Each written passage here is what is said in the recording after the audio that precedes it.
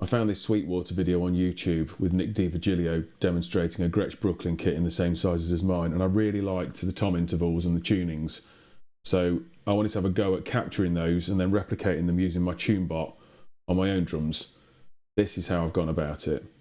A really nice warm tone from the toms, for sure.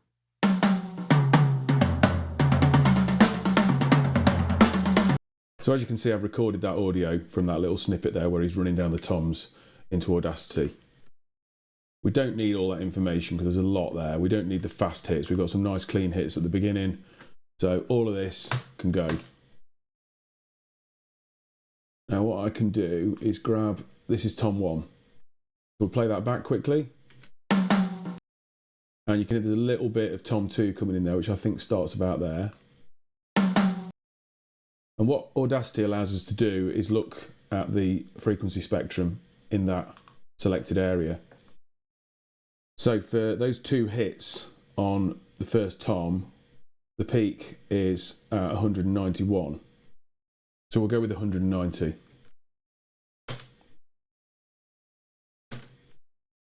As an approximation. Just for the sake of accuracy, we will also do a quick analysis of just one of the hits. And that's coming around about the same in the middle of that peak, 191. On to tom 2. We'll take these 2. I think there's actually 3 before it goes into the floor tom at that point there. Yeah. Cool. So we'll take these 2 because they look nice and clean.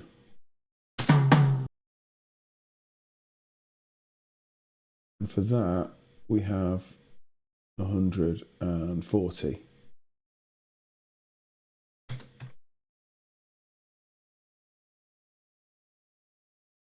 Again, just in the interest of accuracy, let's have a listen to the cleanest of these 2. I think the second one's a bit better.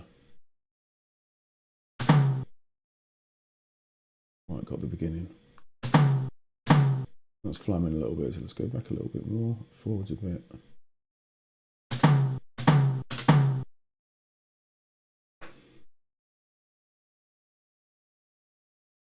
It's coming in at about the same. You can see if I move my mouse a little bit left, 138, a little bit right, 141, 143. So I think 140 is a good shout for that one.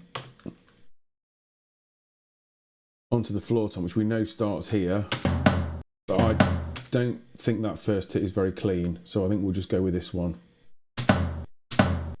That's nice. Now that at 200 hertz looks like a harmonic that we're not really interested in, because if it were tuned at 200 hertz, then we know that's going to be even higher than the first rack tom. We don't want that. So this peak point here ranges from about 82 to 100. And in the middle of it, we're looking at 86. So I would say somewhere between 80 and 90 for the floor tom. So I'll grab my tune bot and have a go at tuning my drums and seeing if I can get a similar sound to what Nick's got on this demo video.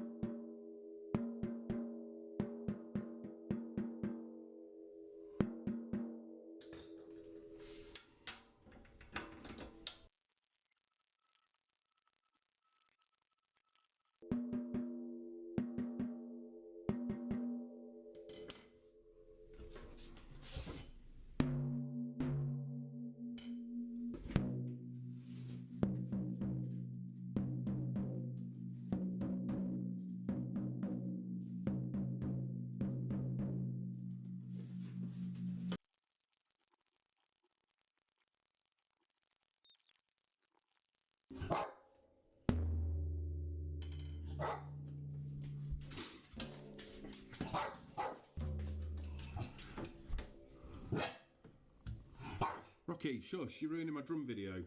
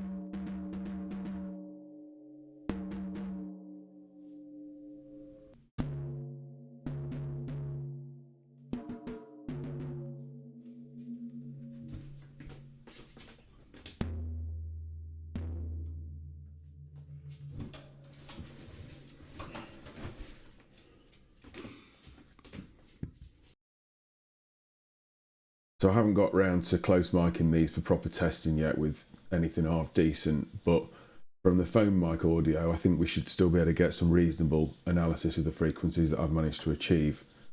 So just referencing back to what we were aiming for on the 10-inch tom at 190 Hz, on the 12-inch tom 140 Hz, and on the floor tom between 80 and 90 Hz, that's a 16 by 14. So I've got the 3 tracks isolated. This is tom 1.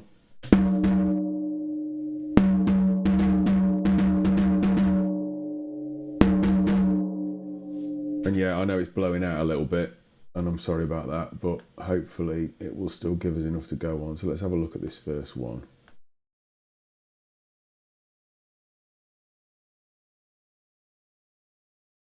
So our peak here is 191 Hz. I'm pretty chuffed with that. I typically tuned the bottom heads about 10 Hz higher than the top ones, because that was just seeming to work quite well with getting things just right and having a pleasing on the ear kind of tone, which is always hard to get when you're right on top of a drum, but I think I've got somewhere with it. Let's just have a little playback of the 12. We'll go for that first hit.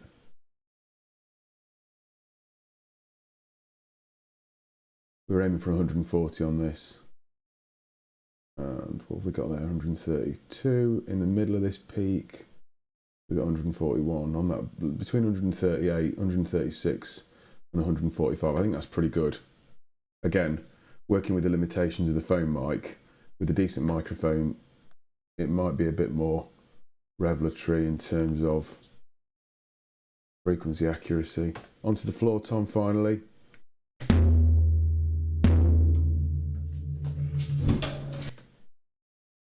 Try the beginning again.